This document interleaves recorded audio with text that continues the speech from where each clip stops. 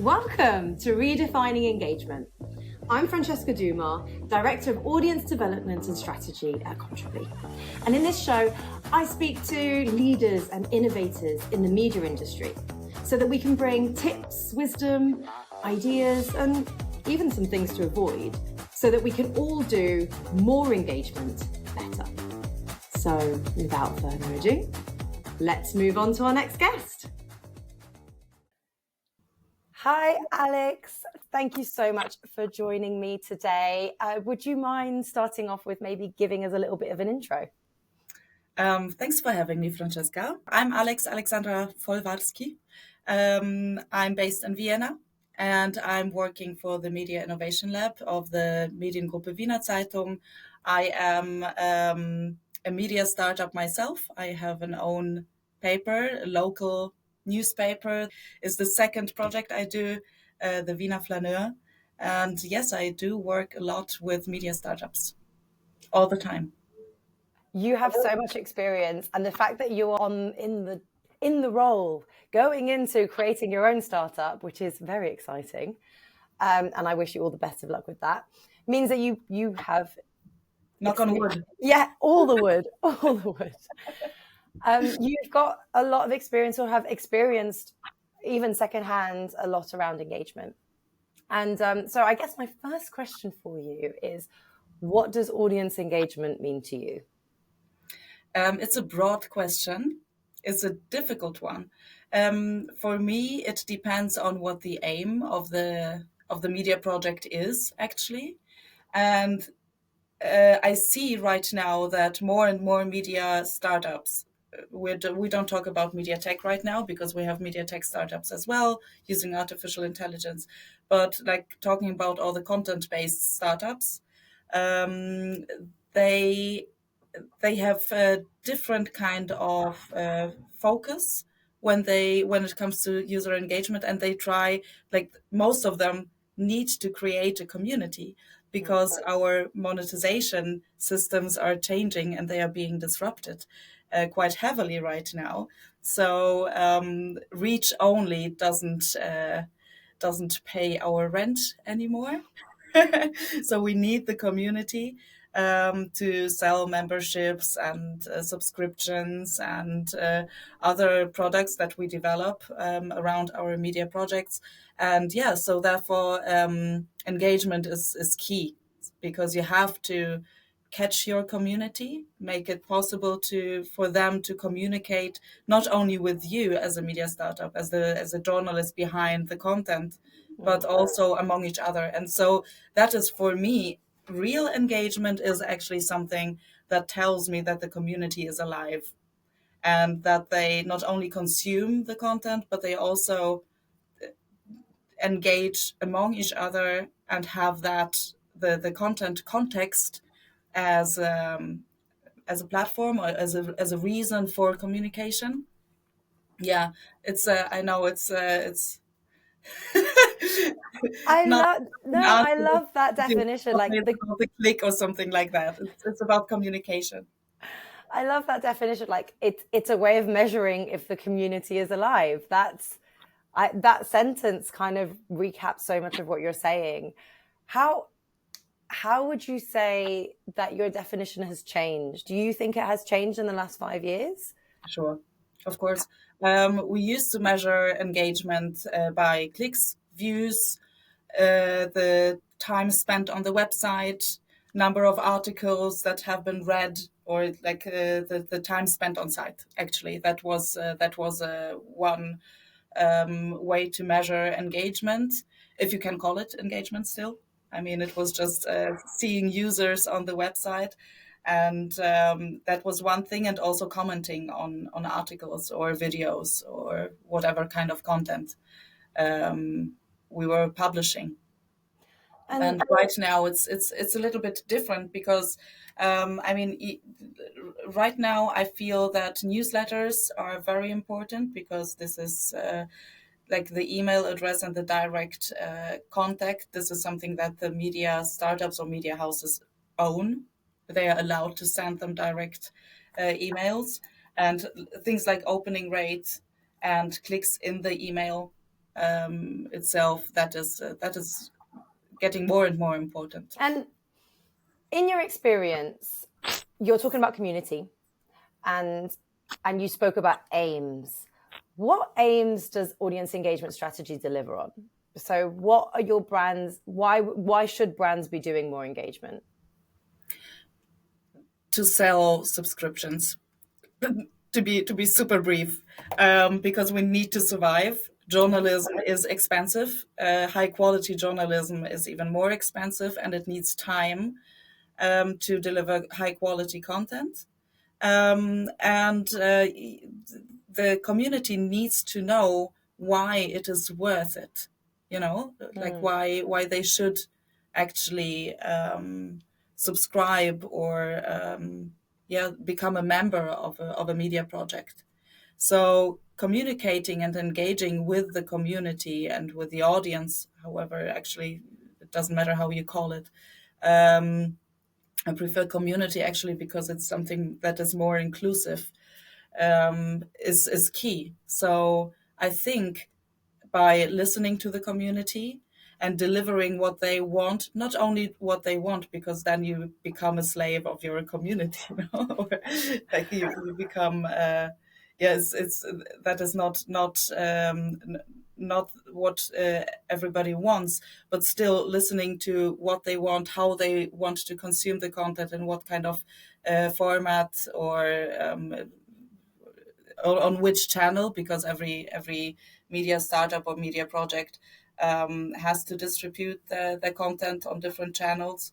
So that is something that everybody it needs to consider, and the main goal is to be able to pay for good journalism. So yeah, so that's it. All comes down to that. We can't deliver gold if we have nothing. I mean, we can, but just for a certain amount of time, and then we're getting hungry and we need to survive. We all need to eat. Yes. There's a perception problem. You're talking about like our community needs to understand the value that we're providing. And there's the money problem. We need to earn money, and that's the point of the community at the same time. For us to be able to do that properly, let's talk a bit about measurement. How would you measure this community? What kind of things are telling you, apart from subscriptions? How else do we measure good engagement? Good engagement, by having the attention of the audience.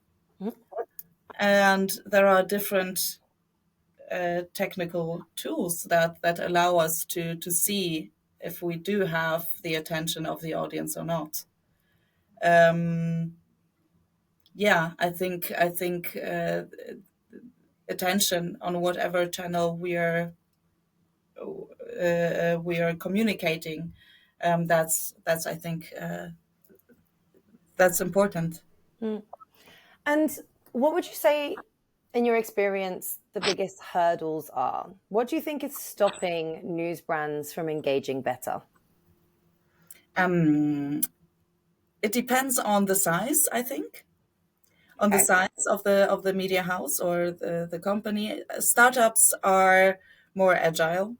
It's a it has a up and downside to it, of course, because you have to do everything on your own, like most, or in small teams, so everybody does everything for a certain amount of time. So it's easier to actually adapt your communication and everything that is happening on your channels, on the website and newsletters, or whatever they use. It's easier to react to what the community wants, or you can see like things like opening rates. You can work with A/B tests and see which headline works better. That is something that is very interesting right now, to actually use AI to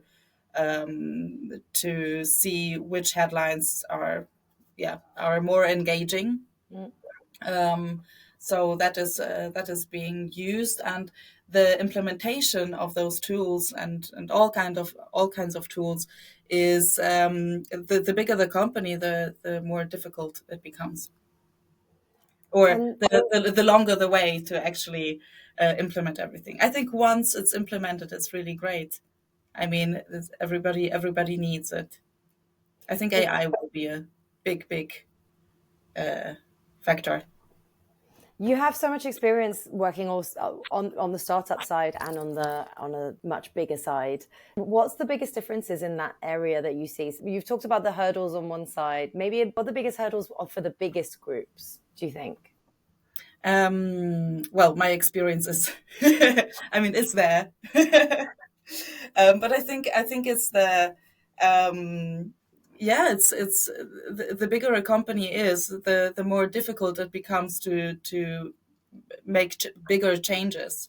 So they have the systems in place. They also have people who are used to work in a certain way. So change management in bigger media companies is a huge topic. I'm not an expert on that. There is another colleague, Anita Zelina, for example. It's her thing. I can recommend her. So as I think that the technology could be there or is there, the implementation and the change of the mentality of everybody, of the staff and journalists who are I don't know, who are it doesn't have to do so much with age. It's just yeah, it's the question whether they want to try out something new or not, and what is considered good journalism and not, and using AI to support journalism and so on. So this is a big hurdle actually.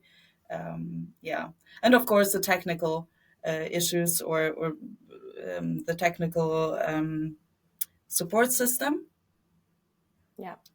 because the big companies are really big. They are huge. It's a massive amount of data that they are working with. So implementing a new software is always something, yeah, a bigger endeavor.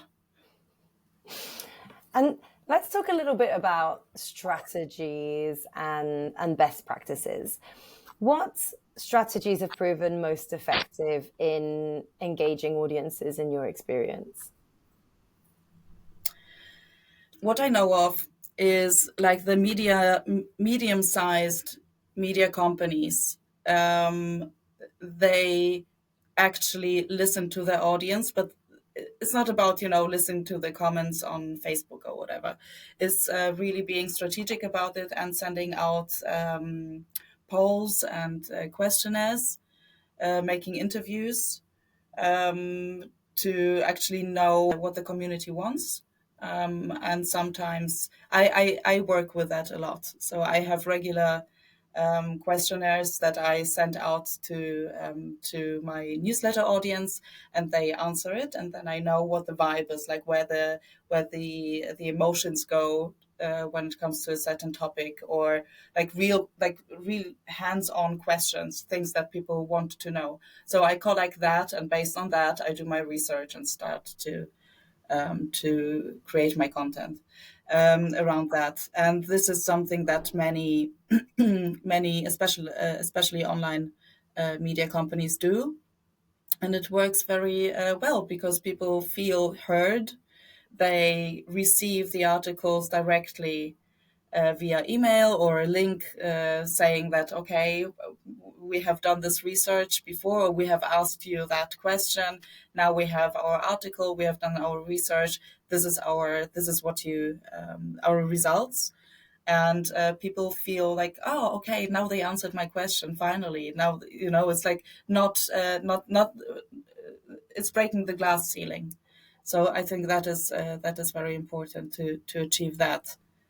I absolutely love that example, because my next question was going to be around, at what point in the process do you consider your audience, and how does that take shape? But it sounds like you're really taking them into account from the beginning, and you're creating this kind of like feedback loop in a way. Yes.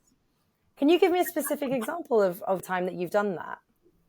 Well, I'm doing it right now. Actually, I have my newsletter. I will be launching my second project in September, hopefully, but it should be fine. And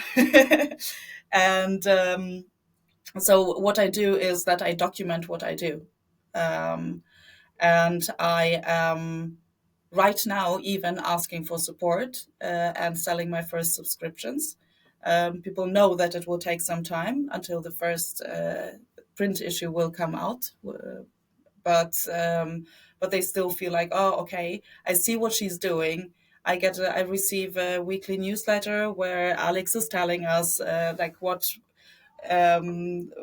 is happening and things that go well, things that go wrong. So I'm very open about that. I'm introducing my team, all the topics, and I've had this. I asked my audience about three things that they love about Vienna and three things that they hate about Vienna. And so just to know what the three main topics are, like where the problem is, and also like to create some fun content around the things that they love. And one of the biggest no's about Vienna was the situation of riding by bike through the city. And there was like the emotion was like really heated up. It was they were like, oh, I hate it, and the cars and and like the tracks are not working and so on. So you have to excuse my English. I'm talking Germanish. I understand I everything. hope it will be good enough.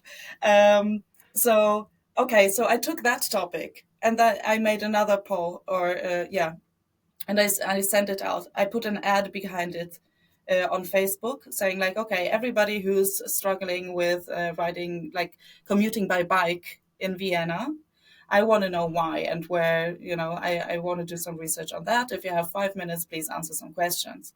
And at the end of the questionnaire, I asked them if they are willing to give me their email address so I can send them my results of my research. And there were many hundred people who answered. And so the newsletter is growing. I know I have a lot of information. I think I have enough information for 10 articles or something. To have an ongoing conversation about that. So that's like a very and that was nobody knows me, so I don't even exist yet. So Fantastic. and then it's everything is growing through engagement. I don't do anything else than trying to get the heart of the people. That's so amazing. What do you think has made that so successful? Like, no one knows you, but people are giving you this content. What do you think has made that work? Because I'm trying to catch their emotion. And as I said before, I asked them about the three things that are most annoying in the city, and they told me. And I took, it's people tell you everything. It's not about the secrets, but how they feel, and they give you a wording for how they feel. And that I find that very exciting, actually, because I'm using some of the words that are expressing a certain emotion around this topic. And so once I have it, then even the ad, because I was putting money behind it to get more reach to promote my questionnaire or my poll. And yeah, it resonated. Like people were like, oh yeah, that's what I think. Yeah, this is what I said. This is what I always say. It's like, thank you. Somebody finally is listening to me. And yes, I want to give you all the answers. And yes, at this intersection, I'm always in trouble because I had all blah, blah, blah, blah, blah, blah, blah. And then they start telling you everything. And it's amazing. So you can actually do the research around that and say like, okay, let's call up local politicians and ask them, why is it like that? It's absolutely crazy how I think in the media industry, we forget about the emotional side to it. Like, we do it for the hooks and but there is a whole emotional side when it comes to the user that we almost miss because we're so used to broadcasting outwards that we don't have the almost emotional intelligence to understand what that process of collecting looks like as well. Like, I know in Contribly we have the issue all the time where, publishers say, hey, send us your content. They don't necessarily say what they're going to do with the content. And if they do, they only publish one or two. And then obviously for the user, it's almost depressed. Like they don't get an instant value exchange. They don't get that. So why would I, like, what if I sent you my photo and nothing happened? Why would I ever send that photo again? There's that whole emotional side to it. Whereas if I do it on social media, I get some likes, I get some comments, I feel good about myself. I feel like I've been part of something. And we miss that sometimes. And that, for me, has been a lot of the experiences that we've found have been around that emotional side and sometimes have surprised us. What about you? On your side, have you had any, audience engagement situations that have surprised you that you weren't expecting? Yeah, well, I haven't expected that I could reach such a big audience with the questions that I was talking about before. That was surprising, and how honest the answers were. And adding to that, what you said before, I think it needs to be an ongoing conversation. People want to be informed in a continuous way, not just having one article. Okay, that happened, and then it's like, okay, whatever. We got the clicks, and now we're gone, and we don't care anymore. So I was talking to a colleague who actually also works in local journalism, and he said people once people are interested in a certain topic, they even want to know when nothing is happening. For example, and that was surprising. I don't know if I can find another surprising example, but that is something that surprised me, or that was an aha moment actually, because he said, okay, people subscribe because of a certain reason, because they want to know something, and it doesn't matter if it's local journalism, or if it's parenting, or if it's how to invest in housing, or whatever topic we have. Once you're continuously talking about developments and news around that topic, people also want to know when nothing is happening. So let's take a construction site in a certain area, and people are like, okay, so when is it going to end? Like, what is the corruption scandal around it, and blah blah blah. And even if they receive an email saying that, actually, just to keep you updated, nothing is happening right now, this is stuck here, and this is in court, and this is da da da, so we will get back to you once something new is happening, that is also a news for that is also valuable for them, because it tells the audience that the editors and the team is still on the topic and continuously on the topic. And that is something that I feel is like, oh yeah, cool, thanks for telling me. And I trust you that actually the money that I'm paying you, or the attention that I'm giving you, is worth it. So I think that was something that I really liked. That's such a fantastic example. I wouldn't have thought of that. Me neither. I was really like, it's like, actually it's logical, but nobody, it's like, yeah, but it's true. And let's talk about tech, because you brought up tech a few times now.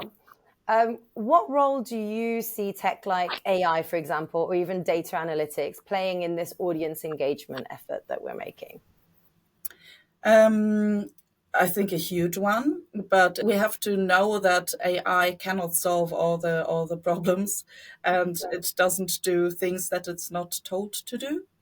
It's because people are very afraid of that AI will take over, and things like that. AI, you can use AI to create content that looks like real content, but it's fake. Of course, this is something that we will have to deal with and learn how to read that kind of content. Have some legal safety net around it, but that's like, I cannot do it. The politicians need to do it. I hope they will. But I think when it comes to, as I said before, user engagement, doing fast A/B tests, and using artificial intelligence to correct a few. It sometimes it's enough to change the order of the sentence, and I think for that it's really great for many things, creating or helping us to understand data in a better way. And yeah, it's I think it's AI is great for many reasons, and yeah, we have to handle it with care, carefully. And what in terms of challenges again, because there are a lot of challenges, and I actually believe we learn probably best from talking about our mistakes. And I don't think enough brands talk about the mistakes because they want everything to feel like it was a success and, I did a great job. What would you say some of the common pitfalls and challenges in audience engagement are? I think the biggest mistake is not to engage at all. Ignore your community and the audience. That is the worst. Sorry, that is the worst thing you can do.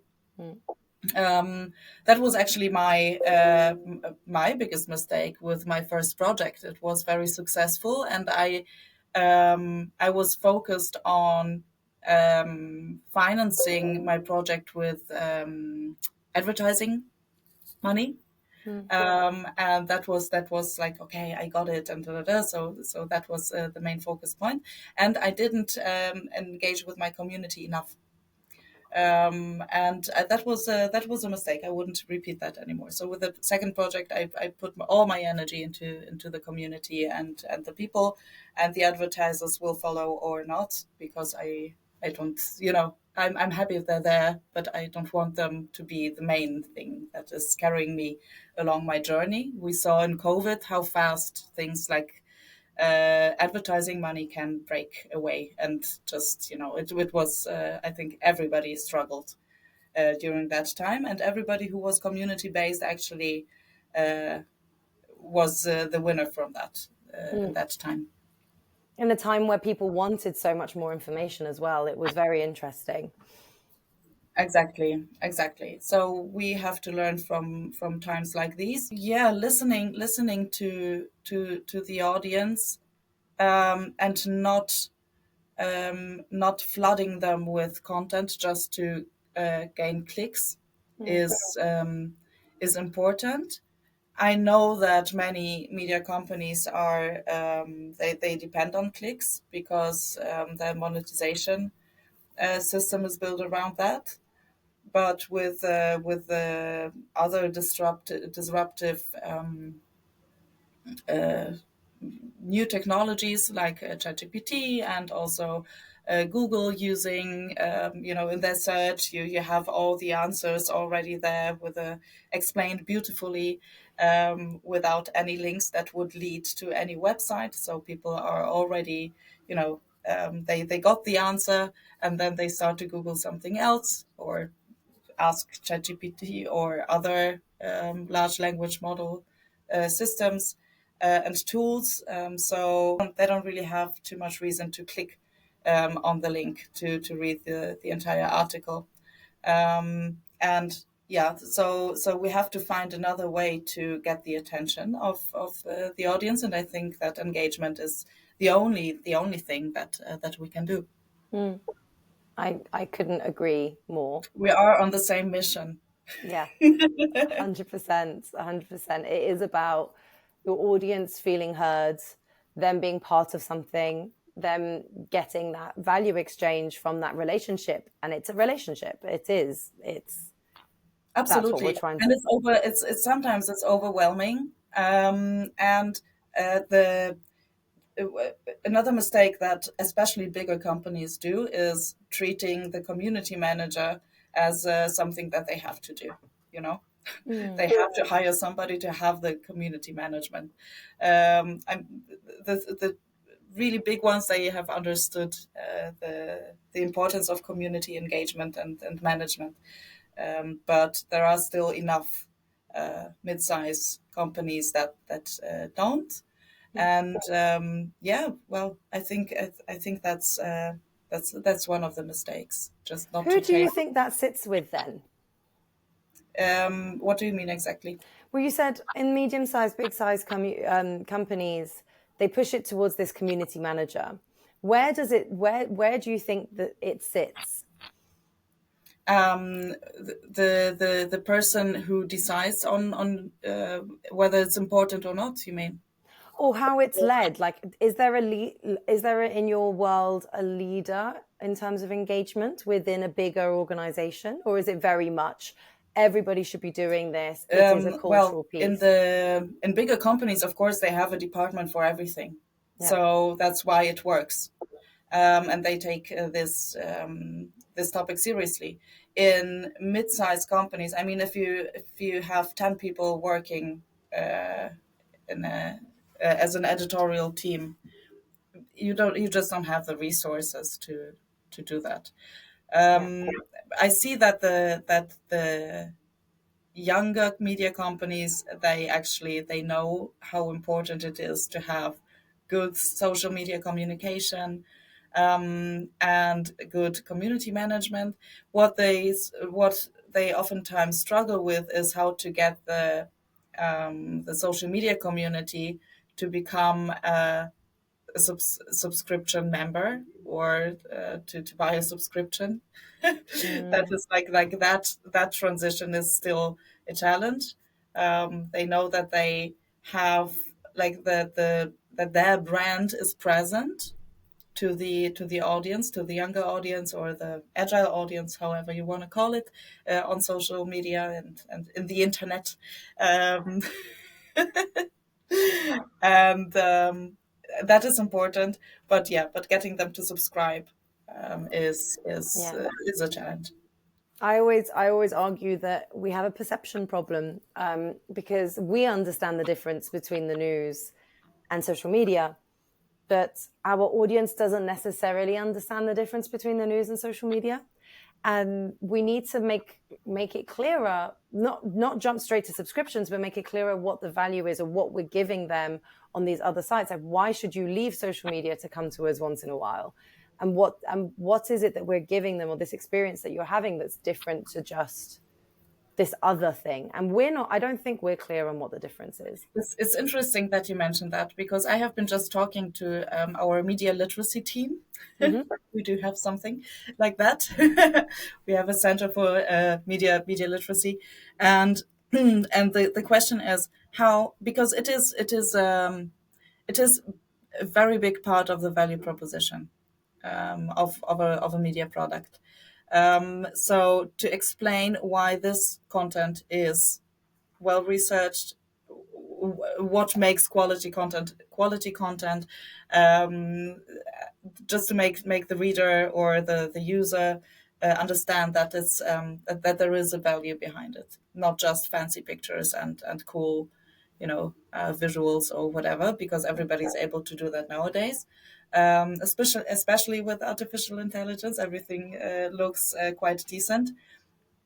And so media literacy is something that we should always carry with us when communicating. I'm not sure yet how to do that. We were just discussing like how can we say that there is a standard for. I mean, we know the rules. We know how to do this, but how can we deliver the message that it is done in a certain way and that it has a bigger value, or that there is a lot of work behind it, without saying, "Oh, I have been working so much. Please give me your money now." Nobody cares. Nobody cares about your problems. They just want to have their information and good content, whatever it is, whether they want to laugh, cry, or be informed or whatever. But they have to know why to subscribe to your newsletter and not just doom scroll and continue watching TikToks, which I love.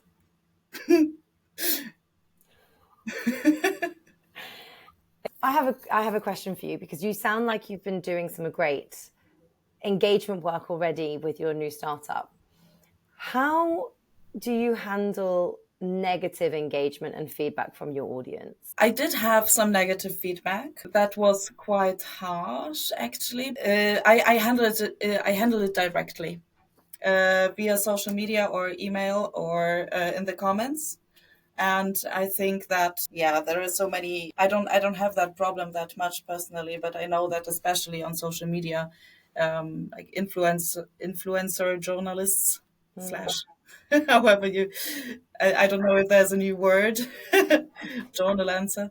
Um, they do have to cope with that a lot, and I think just answering directly is good. I mean, if nothing helps, I'm not an expert on that. There are other experts who know when to block people or when to call the police. Yeah. but but I'm just yeah, it was about because I'm very inclusive, and people who don't like that approach, they have been commenting on my articles, and I got letters from readers, I got comments on social media. So I just tell them, listen, thanks for your time. I mean, it has to be a big concern for you that you took your time to write this ugly message, but I think da. So I just do it directly.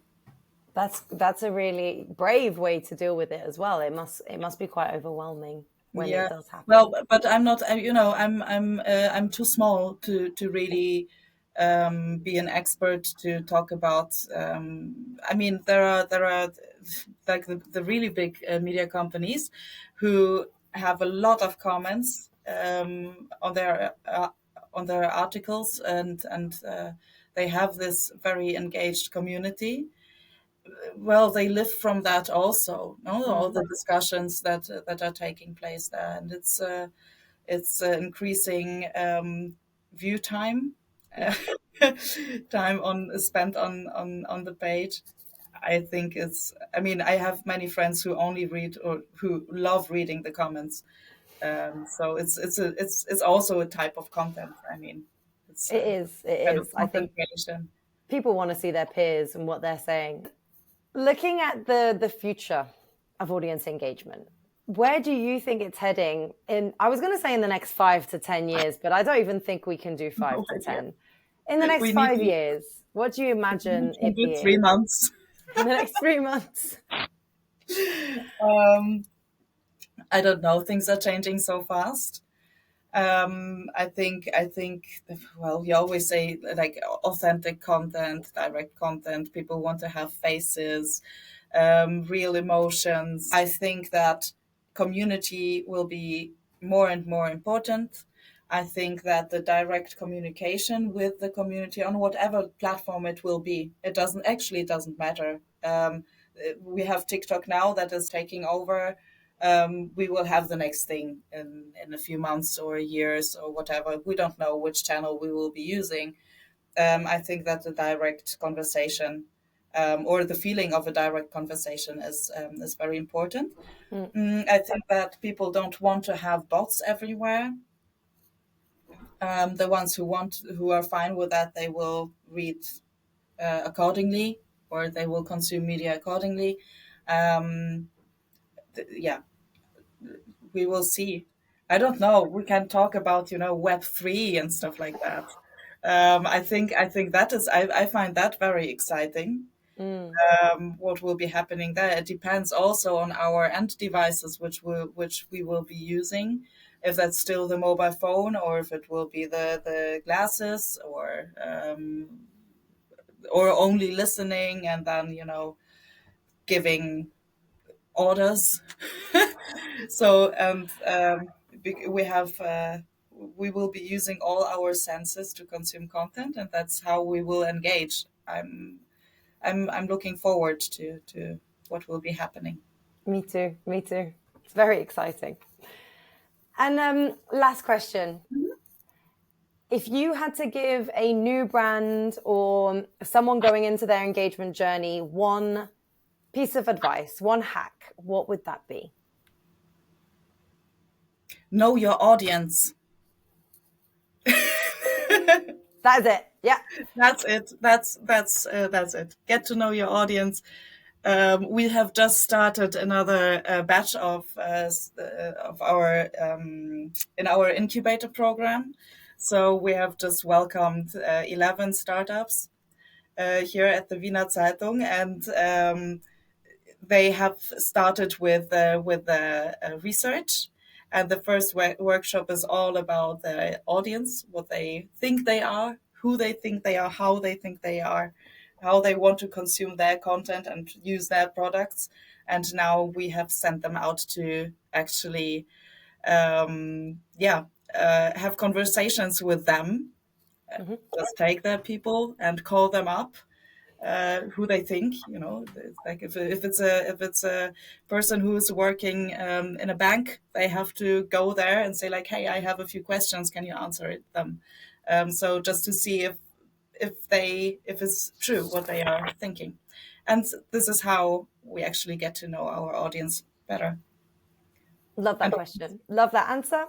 I always love the question because I actually have found so many answers have been around get to know your audience. So Yes.